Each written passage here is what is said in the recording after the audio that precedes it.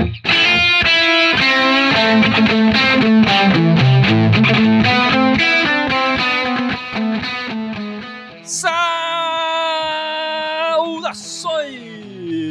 alvinegras! Este é o podcast Irmandade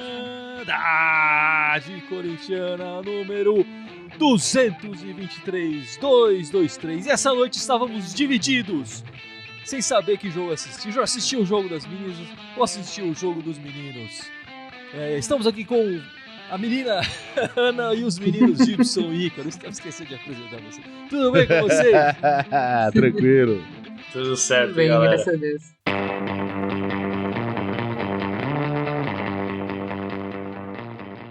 Bom, vamos começar esse podcast e o pessoal já falando. Vocês estavam assistindo qual jogo, Ana? A gente sempre torce pelo mais fraco, né? Então estamos assistindo o masculino. Bela resposta. Boa. Perfeita. E Carão, que jogo você assistiu, meu amigo? Eu assisti o das meninas, cara. Fiquei no das meninas. Peguei o finalzinho só dos meninos, porque o das meninas começou um pouquinho antes, né? Começou às 8 horas. E o Gibson, qual jogo você tava assistindo ali, zapeando? Eu fiquei nos meninos, mas deveria ter ficado nas meninas. Eu vi a primeira meia hora do jogo das meninas, aí quando começou do masculino eu mudei, mas me arrependi. Eu também. 0x0 pro 0x0, as meninas deram de longe nos caras, bicho. Que bom, então eu fiz a escolha certa, então? Fez, tô me sentindo mandou bem, bem. na minha opção. E você, Gui, qual que você viu? Eu fiquei mais nos marmanjos mesmo, mas eu vou discordar um pouco do Gibson. Foram 2 0x0, né? Dois jogos completamente diferentes, né? Pelo que eu pude acompanhar, assim, pelo Twitter e tal, pelo zapeando ali. Mas eu gostei dos dois times. Gostei tanto das meninas, da postura das meninas e da postura dos marmanjos lá na Neoquímica Arena essa noite. O que fica de positivo pra mim dessa partida de hoje contra o Grêmio é novamente a entrega do time. Quer dizer, com o Mancini, se a gente pegar a partida inteira contra o Inter, metade da partida ali contra o Atlético Mineiro. E essa partida inteira, jogando com 2 a menos ali, boa parte do segundo tempo, a entrega é o destaque e era o que a gente sentia falta durante muito tempo, né? E o que a gente pedia aqui, os jogadores terem entrega em campo. Acho que a gente conseguiu ver isso, independente de juiz, essas coisas todas, eu acho que os caras se entregaram em campo. Assim, com uma exceção ou outra, um jogador pior que o outro, enfim, a gente vai dissecar um pouco mais isso, mas para mim fica a entrega. Claro, também a entrega das meninas, que pressionaram e não conseguiram sair do 0x0 lá. Não foi isso, Icarão? Foi, cara, foi um baita jogaço. Corinthians e Avaí Kinderman foi lá na ressacada, né? Na casa do Avaí. Cara, foi um jogaço, assim, um jogaço digno de final mesmo. Agora esperar a volta aí, né? Na Arena, na Neoquímica Arena. Eu acho que o Corinthians tem tudo pra sair com o título, porque o Corinthians teve as melhores chances do jogo, na real. Com certeza as meninas têm muito favoritismo aí. E já que a gente vai chavar o juiz, tem que chavar o juiz também do feminino, que não deu um pênalti pra nós logo no comecinho, né? Exatamente. Teve aos 10 mesmo. minutos, a Gabi Zanotti tava entrando livre na área, cara. Puxaram e rolou o uma bela de ombro uma ali. puxada ali. E, cara, tem VAR também, né? No feminino também tem o VAR, né? Tem o E Varzinho. ele nem olhou, cara. Ele nem olhou. Então, foi bem revoltante essa hora aí. O banco do Arthur Elias tava maluco nessa hora. Enfim, eu queria dar um destaque aqui, uma parte. Eu achei legal o Renato Gaúcho, que não tem nada a ver com o Corinthians, enfim, mas eu acho que é bom a gente falar isso, entrar com a camisa, né? De vidas negras importam. Eu gostaria de ver mais atitudes como essa do treinador Gaúcho, que eu tenho várias discordâncias do Renato Gaúcho, enfim, na carreira, nas declarações que ele faz, nas polêmicas e tudo mais, mas dessa vez acertou, mandou muito bem. Ele, a diretoria do Grêmio, enfim, seja lá quem foi, fiquei com inveja. Falei, gostaria de ter visto o Corinthians entrar dessa maneira em campo. Eu acho, inclusive, até... concordo com você e concordo até relembrando, né? O Grêmio, infelizmente, a gente teve uma situação clássica no futebol recente, que foi o caso do Aranha lá, né? Com a torcida e tal. Então é muito bonito também ver a evolução do Grêmio nesse sentido de postura, de comportamento. Então eu concordo com você. Enfim, mas falando mais da partida dos marmanjos, o Mancini me surpreendeu um pouco. Ele começou com uma dupla de volantes que eu não esperava. Eu esperava ver a volta do Xavier, que tinha cumprido suspensão, mas ele entrou com o Gabriel. E para minha surpresa ainda maior, ele colocou o Cantígio pela primeira vez, eu acho, de titular Nesse tempo que o Mancini tá treinando, o Cantillo tinha tido poucas chances ali, né? Eu acho que o Gabriel foi bem, diante da partida, que logo aos 20 minutos a gente fica com um jogador a menos, mas o Cantillo acho que não foi bem. A torcida pedia demais esse jogador, mas acho que ele não aproveitou a chance. Acho que também ele foi muito prejudicado pela expulsão, o tipo de jogo dele, porque não tinha como ele enfiar uma bola longa, não tinha pra quem ele enfiar, né? Acabou ele fazendo passes muito burocráticos ali e não mostrou que veio mesmo. O que eu percebo muito é que o esquema do Mancini foi meio que deteriorado, assim, por causa da expulsão do Marlon, né? Cara, quando você tem um zagueiro expulso aos, acho que 30 minutos mais ou menos que ele foi expulso, não era, não? 20 minutos. As cara, duas expulsões foram mais ou menos parecidas, né? No tempo, assim, mais ou menos próximas dos 20 minutos, um em cada tempo. Cara, 20 minutos, você tem um jogo inteiro ainda pela frente e é um zagueiro, assim. Puta, você acaba com o jogo, assim, né? Então, sei lá, eu concordo um pouco com a Ana, assim. De novo, eu não vi o primeiro tempo, eu não sei muito bem como o Cantillo jogou. Mas eu acho que faz sentido no sentido de... Você tira o Davó, que é o cara que teoricamente está ali na frente como uma referência. O papel do Cantillo, ele acaba...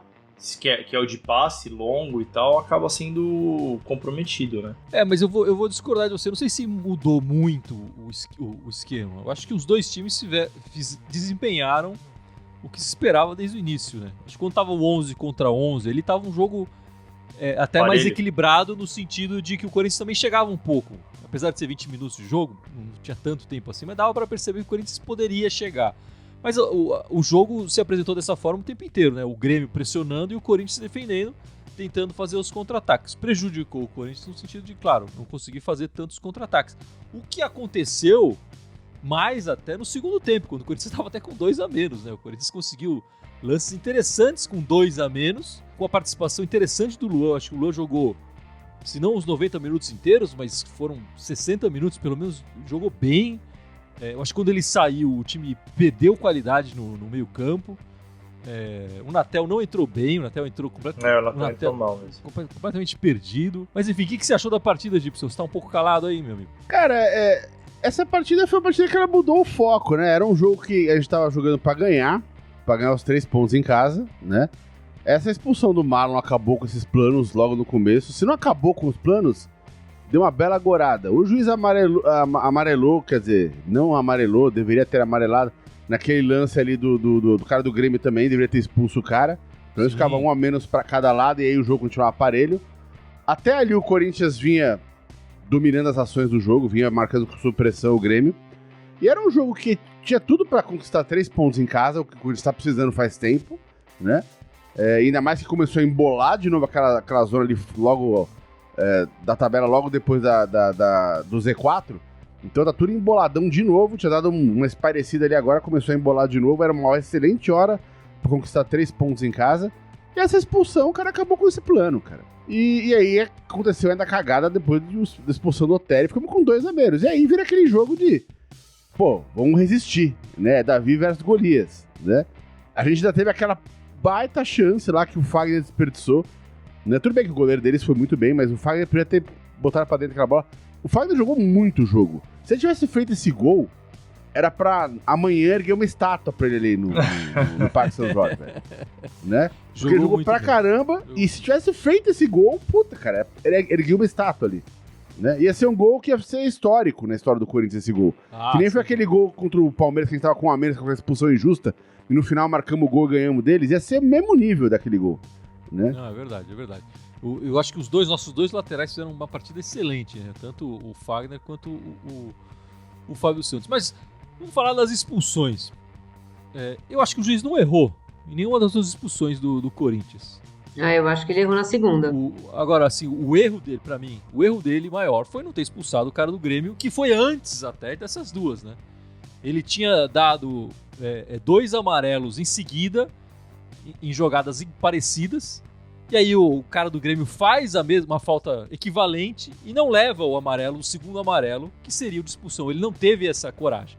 Aí depois, no segundo tempo, ele teve essa coragem contra o Corinthians na marcação do Otero. Então, assim, eu não questiono as expulsões do Corinthians, mas assim, ele faltou critério ali logo aos 15 minutos de jogo ali. e coragem para expulsar o cara do Grêmio. Não, eu não acho que foi falta no Otero no começo da jogada. Então, eu concordo com você quando você fala que ele faltou critério. A falta foi clara, ele marcou uma falta igualzinha 10 minutos depois, em cima do Gabriel, e ele não deu aquela falta que o Orejuela fez em cima do Otero, que ocasionou a jogada do Luiz Fernando e a expulsão do Otero. Então, ele completamente inverteu a jogada. Era uma falta a favor do Corinthians, virou uma expulsão do Corinthians com uma falta pro Grêmio na entrada da grande área. O juizão perdidão, né? Foi engraçado porque logo no comecinho do jogo, ele deu 2 amarelos, um pra cada lado ali, né? Sei lá, não sei se já queria mostrar serviço, segurar o jogo. E aí quando pintou aquela jogada que ele deveria ter dado o segundo amarelo pro cara do Grêmio, ele não teve a manha de expulsar um cara com 10 minutos de jogo. Sim. Né? Ele não teve o culhão de fazer isso, né? E aí, uma série de... Tem gente falando que o juiz é mal intencionado. Ele não é uma questão de intenção, ele é ruim, cara. Ele é só fraco, né? Acho que ele não tinha intenção de prejudicar o Corinthians. Ele poderia ter prejudicado o Grêmio também, como prejudicou a gente, né? O cara só é ruim. Eu concordo com o que a Ana falou. Foi falta na origem da jogada, mas a jogada do Otero também foi falta. Assim, ele não deu na origem da jogada. Então, e aí acabou o Otero sendo expulso, mas... A expulsão do Otero, se não tivesse sido aquela falta, né, na origem da jogada, o lance do Otero foi pra expulsão, né? Foi pra tomar um segundo amarelo, né? Mas eu concordo, teve uma falta, teve uma falta na origem ali, né? O ponto que eu me apego é que, assim, o lance do Marlon, por exemplo, eu achei um absurdo o critério dele ter sido olhar a perna do cara sangrando e aí ele decidiu expulsar o Marlon. Ele devia ter, na minha visão, ele devia ter expulsado o Marlon logo de cara, né, no lance. Ver a perna do cara sangrando não é critério, porque a perna do cara pode ter sangrado por vários motivos, né? Óbvio que ali foi por conta da entrada do Marlon. Você tá sendo o advogado do diabo, né? Ele acabou de sofrer uma entrada. Não, ele tava sangrando antes, seu juiz. Ele entrou sangrando. Vai saber, eu não sei. Eu não tava acompanhando o lance. Eu não sei se teve alguma coisa que aconteceu antes disso. Agora, o ponto que eu me apego é que eu acho que o critério, quando a gente tá falando de critérios aqui, o critério dele, na minha visão, não pode ser, olhei a perna, então eu acho que realmente foi forte o suficiente pra expulsar. Porra, ele não viu que foi forte o suficiente no começo do lance? Porque ele não foi olhar o VAR depois, né? Ele simplesmente viu a perna do cara sangrando, cancelou o amarelo e deu o vermelho na hora.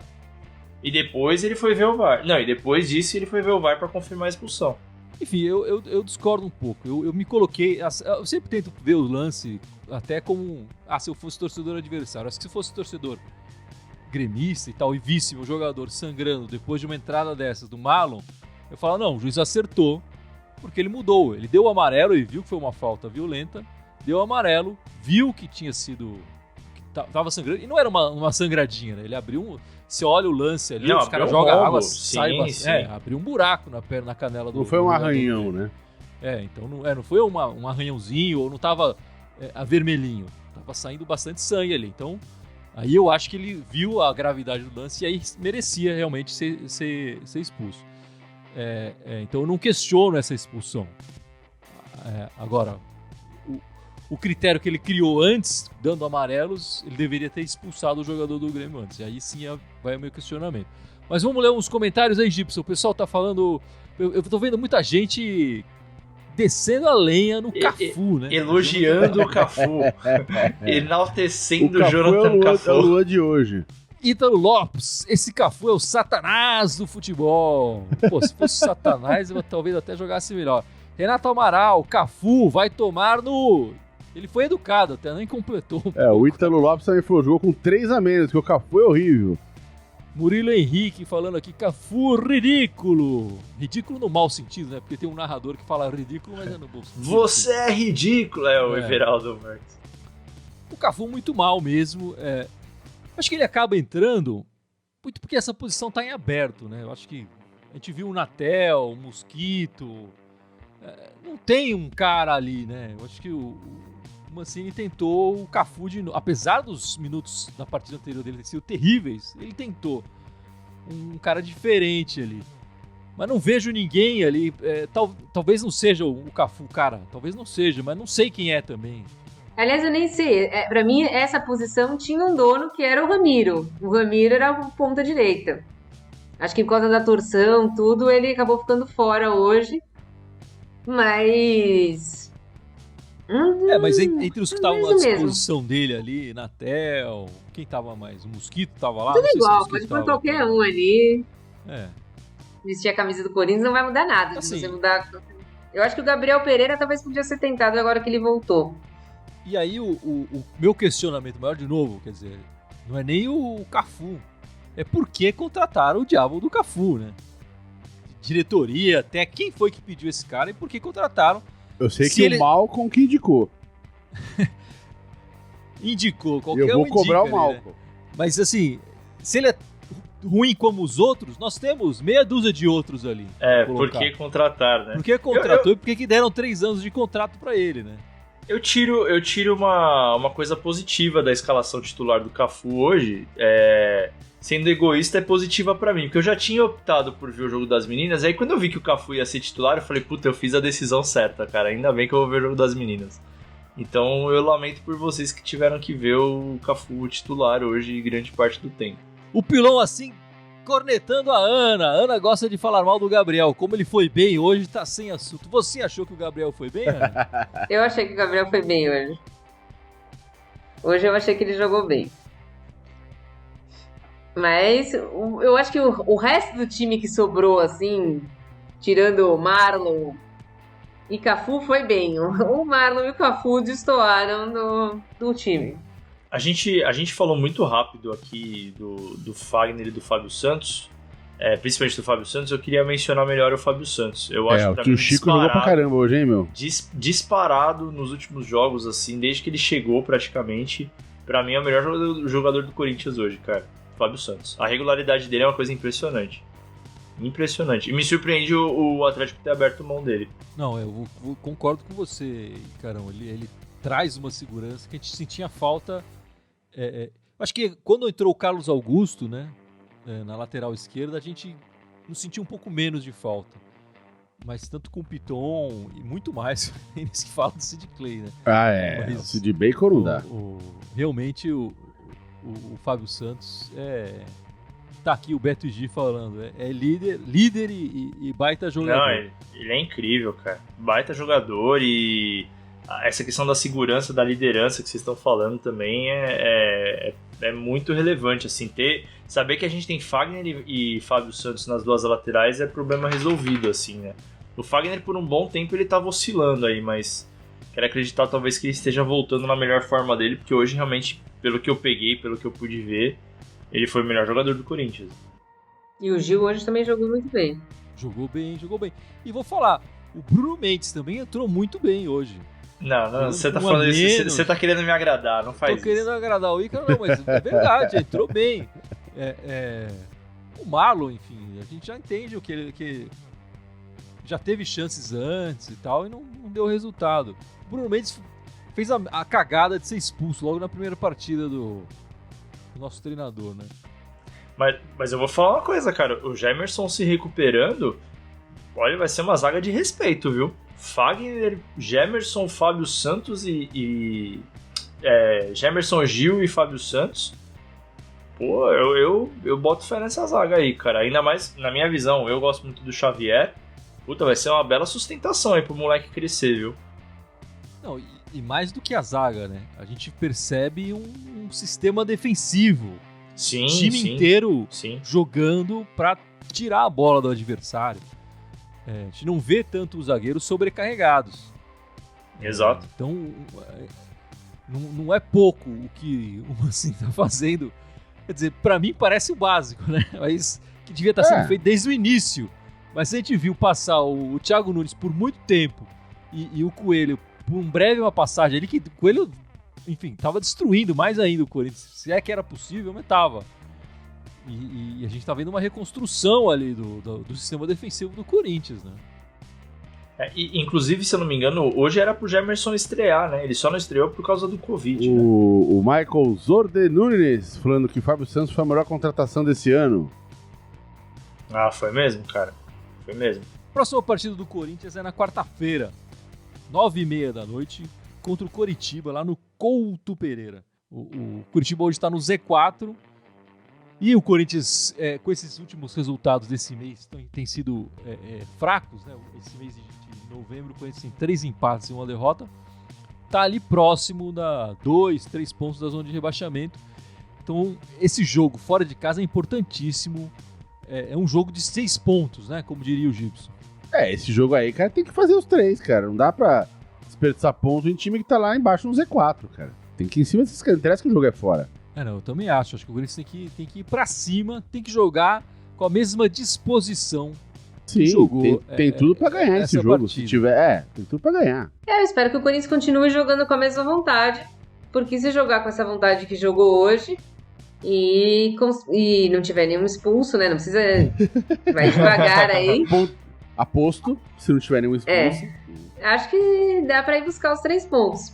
Mas tem que jogar como se estivesse jogando contra o Grêmio, contra o Inter, contra o Atlético Mineiro. Porque o Corinthians, quando joga contra times que estão mais abaixo da tabela, parece que entra mais relaxado.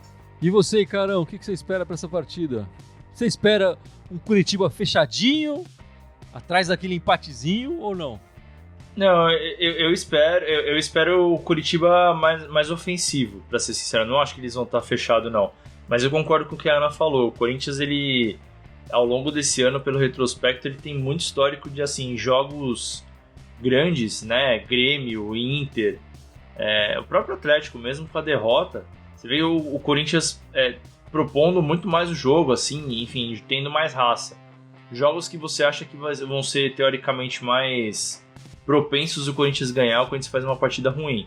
Esse jogo do Curitiba, eu gostaria de pensar num jogo à la Carille, sabe?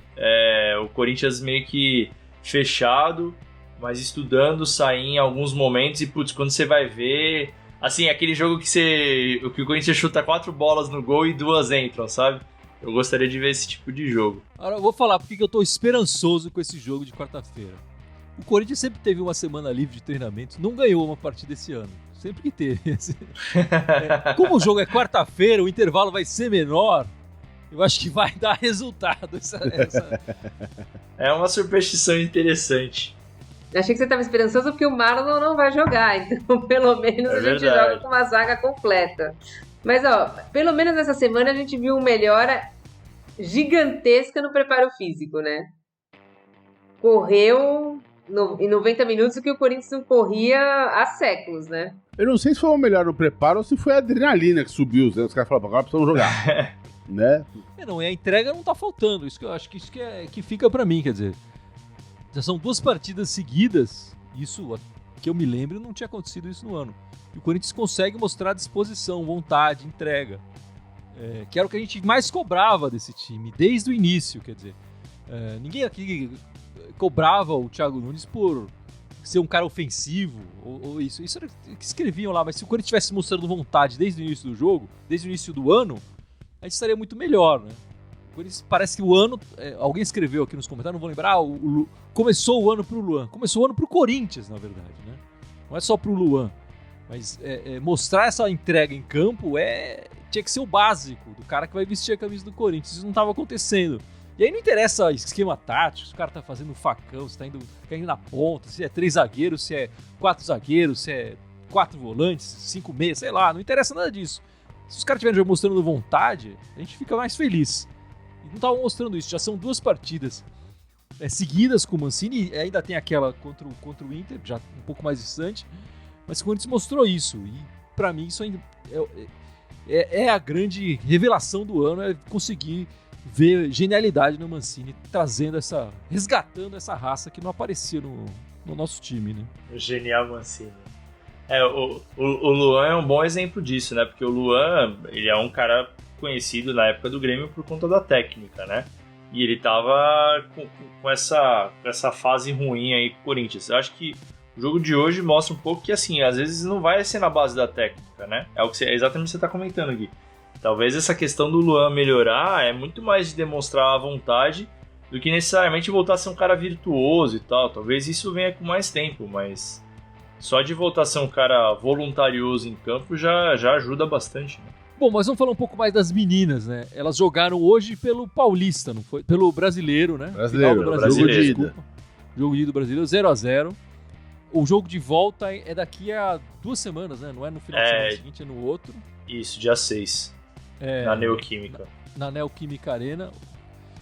E pelo Paulista essa semana, o Corinthians jogou contra o Santos. Contra o Santos.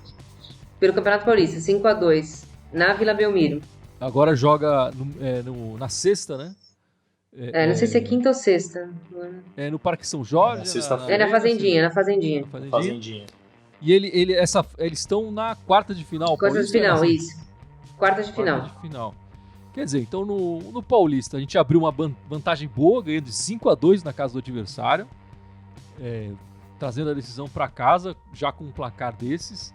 E também traz uma decisão, um placar interessante, né? 0-0 fora de casa na decisão do Brasileiro, tendo a chance de decidir na Neoquímica Arena um campeonato importante. O Corinthians foi campeão recentemente brasileiro e foi campeão paulista ano passado também, não pode esquecer disso, né? Eu e o Gibson estávamos lá, vimos, né, Gibson, as meninas campeãs paulistas. Foi demais. E falando do jogo de hoje especificamente, cara, é impressionante, assim, como o Corinthians é agressivo, assim, na forma de jogar, ofensivo. A Adriana, cara, o Corinthians, assim, foi 0-0, eu concordo com vocês, acho que foi um bom resultado para trazer para jogar aqui em São Paulo, mas o Corinthians poderia ter saído ganhando, cara. A Adriana perdeu muito gol, jogou bem, foi a melhor jogadora da partida, mas ela perdeu bastante gol. A Gabi Zanotti também jogou muito bem. E, cara, destaque pra Lelê, meu. Ela fez uma defesa no começo do segundo tempo de capa de revista, assim, sabe? Com a mão trocada, assim.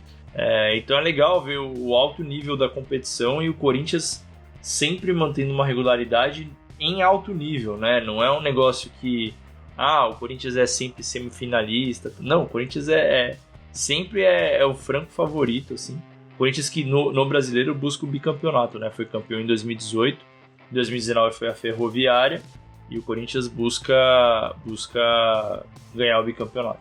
As meninas jogam demais e eu espero que as próximas partidas, enfim, especialmente quando tiver decisão assim, eles tenham um pouco de sensibilidade nesse momento do futebol feminino e não marcar a partida pelo mesmo horário do jogo masculino, né? O que é ridículo, né? A gente perde a chance de acompanhar as duas partidas. Então, um pouco mais de sensibilidade nesse momento, daqui a um tempo, quando a torcida conseguir dar mais atenção e conseguir se dividir mais, talvez possa marcar no mesmo horário. Mas acho que nesse momento de crescimento era importante que não marcasse, especialmente numa final, as partidas do mesmo horário, né? E outra coisa também, o árbitro de hoje, ele foi punido na Série A por causa de erros contra o Botafogo, e aí ele serve para apitar a final. Ele não serve para apitar a Série A, mas ele serve para...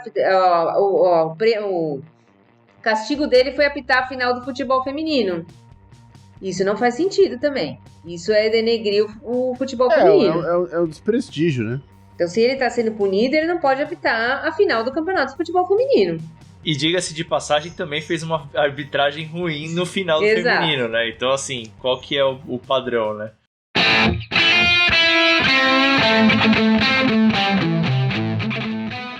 Enfim, vamos encerrando essa live pós-jogo, essa gravação do podcast 223, mas não sem antes a Ana, né, Ana? Lembrar as nossas redes sociais, por favor. Tá caindo na Ana agora. Tá com cola ou vai de memória hoje?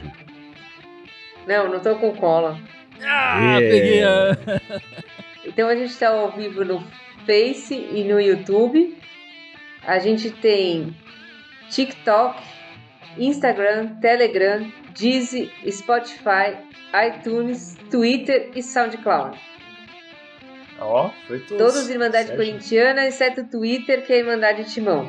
Muito obrigado pela participação de todos e vai Corinthians! Vai Corinthians! Vai Corinthians! Abraço, galera!